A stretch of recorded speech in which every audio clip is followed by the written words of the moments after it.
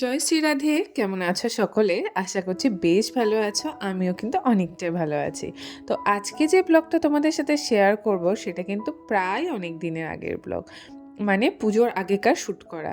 ব্লগটা ছিল কোনো কারণে আসলে শরীরটা ভালো নেই তাই হয়তো হয় না যে এদিক ওদিক হয়ে যাওয়া। তো সেই কারণে ভাবলাম যখন শ্যুট করাই আছে তাহলে পরে আজকে এই ব্লগটা দিয়ে ফেলি।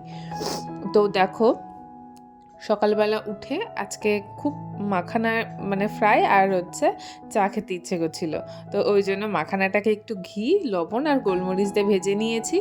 আর তার সাথে কিন্তু একটু চাও বানিয়ে নিয়েছি দুজনের জন্য। আজকে ওর মানে মেয়ের স্কুল আছে কিন্তু হাজব্যান্ডের অফিস নেই। ওকে তো স্কুলে পাঠিয়ে দিয়েছি। আর এদিকে দেখো হাজব্যান্ডের কিন্তু আজকে ছুটি আছে। তো সেই জন্য কিন্তু সকালবেলা উঠে বাসি ঘরটা তো ঝাড় দিয়েই দিয়েছি আর মেয়েরও খাওয়া বানিয়ে দিয়েছি। ও খেয়ে টিফিন নিয়ে স্কুলে চলে গেছে আর আমরা কিন্তু একটু মাখানা ফ্রাই আর চা খেয়ে নিলাম। তারপর হাজব্যান্ড যাবে একটু বাজারে। আর আমি ভাবলাম এখন তো ঘরে সেরকম কোনো কাজ নেই আর আজকে ঘরটা মুছবো না। তো ভাবলাম আমি স্নান করে পুজোটাই করে ফেলি।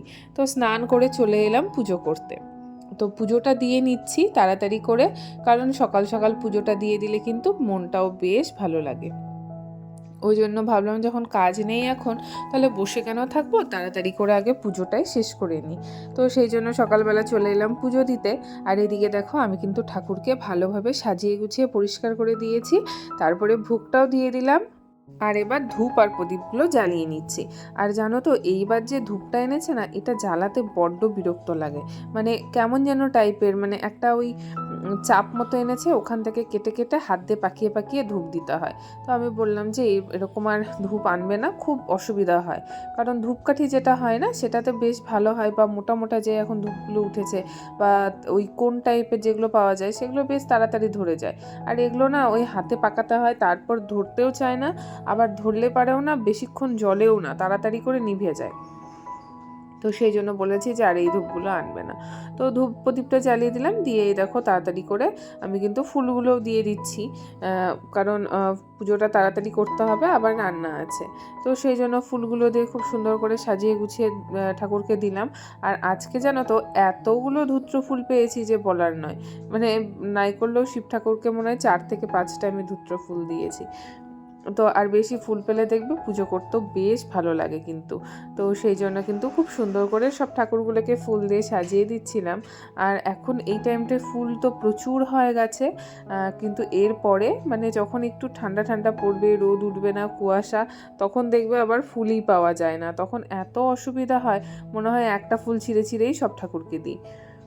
তো যাই হোক পুজোটা করে নিলাম, করে নিয়ে চলে আসলাম রান্না করতে। তো আজকে বিশেষ সেরকম কিছু রান্না করব না।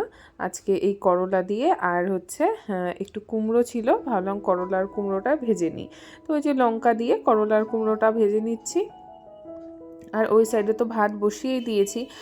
আর মানে সেরকম বিশেষ কিছু রান্না করার নেই আজকে, কারণ ওর বাবা যেহেতু অফিস যায়নি তাই ভাবলাম বিশেষ কিছু রান্না করব না, গরম গরমই তো খাবো একবেলার, অত মানে খাওয়ার মানে পদের দরকার পড়বে না। আর এদিকে কুমড়ো আলু ভাজা হয়ে গেছে, আর এদিকে দেখো বেগুনটা কেটে মেখে রেখেছিলাম, তো বেগুনটা ভেজে নিচ্ছি ভালো করে। বেগুনটা ভাজা হয়ে গেলে কিন্তু আমি এর মধ্যে করে নেবো লাউ। লাউটা খেতে আমাদের বেশ ভালো লাগে। তো লাউটা জন্য হচ্ছে একটুখানি আগে ওই বেগুন ভাজার তেলেই বড়িটা ভেজে নিলাম। বড়ি দিয়ে লাউ খেতে কিন্তু বেশ ভালো লাগে। আর বড়িগুলো আনা ছিল, বেশি দিন থাকলে আবার নষ্ট হয়ে যাবে, সেই জন্য ভাবলাম বড়িগুলো দিয়ে লাউটা করেই ফেলি। তো ওই যে বড়িগুলো প্রথমে ভেজে নিলাম, ভেজে নিয়ে বড়িগুলো তুলে রেখে এর মধ্যে কিন্তু 5 ফোড়ন দিয়ে লাউটা ছেড়ে দেবো। তো চলো লাউটা রান্না হতে হতে তোমাদের সাথে আমার আগের কিছু ভিডিওতে করা কমেন্টের উত্তর দিয়ে নিই। তো হোম মেকার সাবিনা ব্লগস থেকে দিদিভাই বলেছে, অসাধারণ হয়েছে দিদি আজকের ভিডিওটা, লাইক দিয়ে পুরো ভিডিওটা দেখে নিলাম। তো থ্যাংক ইউ সাবিনা দিদি তোমাকেও। আর তোমার অমূল্য সময় নষ্ট করা আমার ভিডিও দেখার জন্য বা কমেন্ট করার জন্য অসংখ্য ধন্যবাদ। এইভাবেই পাশে থেকো। তারপরে যে অধিকারী ফ্যামিলি থেকে বলেছে, খুব ভালো লাগলো ভিডিওটা, দেখে নিলাম এবং নতুন সদস্য হয়ে আমিও আশা করছি। একদম দিদিভাই, তোমরাও খুব ভালো থেকো। আর তোমাকেও অনেক অনেক ধন্যবাদ আমার ভিডিওতে এসে কমেন্ট করার জন্য। কসমিক ক্লাউড থেকে বলেছে amazing blog, super, do more blogs. Thank you গো। আমি আসলে আমার শরীরটা একটু খারাপ ছিল, তো সেই জন্য অনেক দিন ব্লগিংটা ছেড়ে দিয়েছিলাম। দেখবে শরীর সাথ দিলেও না, তুমি যদি অসুস্থ হও, মানে মন চাইলেও তুমি শরীর তোমাকে সাথ দেবে না। আর যতক্ষণ না শরীর সাথ দিচ্ছে ততক্ষণ তোমার মন থেকে কোনো কিছু করার কিন্তু জোর পাওয়া যায় না। তো সেই জন্য কিন্তু যেহেতু শরীরটা আমার অনেকটাই খারাপ ছিল, তাই আমি একদমই ব্লগিংটা করতে পারতাম না। তারপরে চলো আরও কিছু দিদিভাইয়ের কমেন্ট পড়ে নিই। পিউ মণ্ডল ব্লগ থেকে দিদিভাই বলেছে খুব সুন্দর। থ্যাংক ইউ দিদিভাই, তোমাকে অনেক অনেক ভালোবাসা। আর মৌসুমি ব্লগজন থেকে দিদিভাই বলেছে খুব সুন্দর হয়েছে ভিডিওটি, ভালোবাসা অবিরাম রইল সবসময় দিদিভাই, এইভাবে এগিয়ে যাও। থ্যাংক ইউ গো, তুমিও কিন্তু একসাথে এগিয়ে চলো। তো তোমাদেরকে সাথে নিয়েই কিন্তু আমাদের হচ্ছে এই অভিযান, মানে সবাই যদি সবার পাশে না থাকি কোনোভাবেই কিন্তু আমরা কেউ সফলতা পাবো না। তো চলো, লাউটা আমার রান্না হয়ে গেল। দেখলে কিছুই সেরকম কিছু করিনি, মানে একদম সিম্পল ওয়েতে রান্না করেছি। আর এদিকে কিছু কুমড়ো ফুল ছিল, মানে 4টেই পেয়েছিল, তো 4টে কুমড়ো ফুল এনেছিল, তো ভাবলাম এটাই গরম গরম বড়া করি।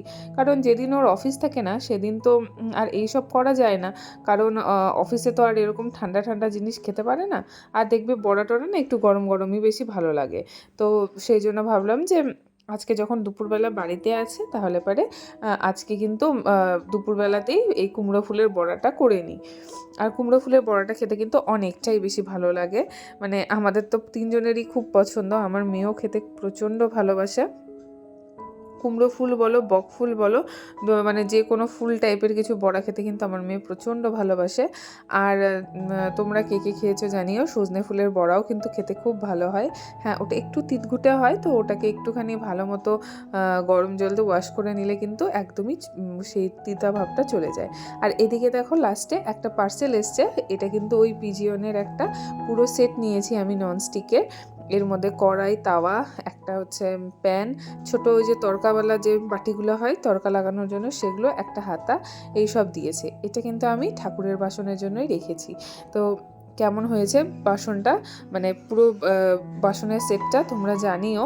আসলে আমার কাছে ঠাকুরের বাসন অনেকই কম আছে, তাই ভাবছি এবার এক এক করে ঠাকুরের জন্য কিছু কিছু জিনিস কিনে রাখবো। নতুন সংসারে নতুন নতুন সব কিছুই নিতে হবে।